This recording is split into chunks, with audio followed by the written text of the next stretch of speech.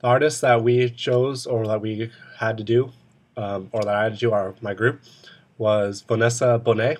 She is a sculpturist located in LA, and we went to visit her Friday in the morning, like around 10. We left like at 8 because of traffic. Her studio, or her studio, is also where she lives.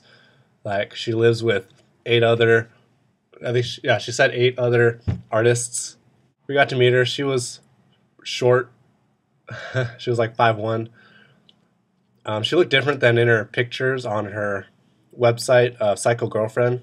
Like she has her normal hair color, which is brown. At first, leading up to it, I thought that she would be like a weird kind of person. I get maybe that stereotype of artists. She was a normal person.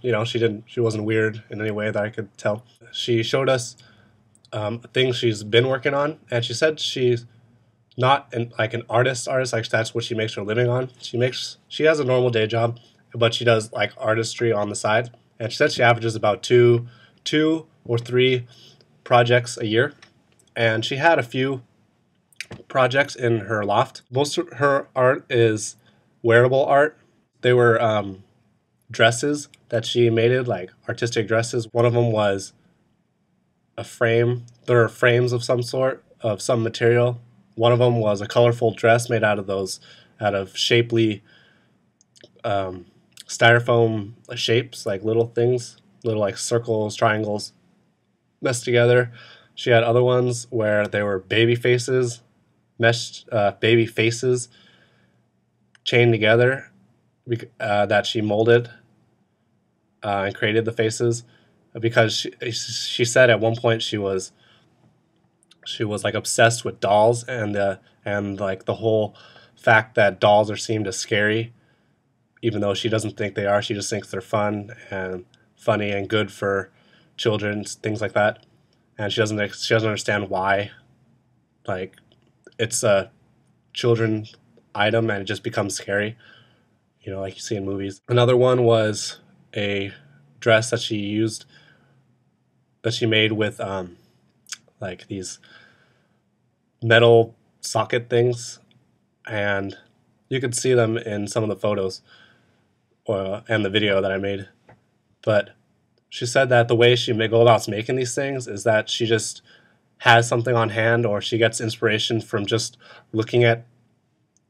seeing some items that does, or she has something that she finds that she wants to incorporate, and she finds a way to do that in her sculptures. A couple years ago, she did a huge sculpture, which was like a mannequin of some sorts, but the head was of these giant clowns. And giant clown she intentionally made the face scary just because she thought it would be funny of having this luminous clown head looking over you.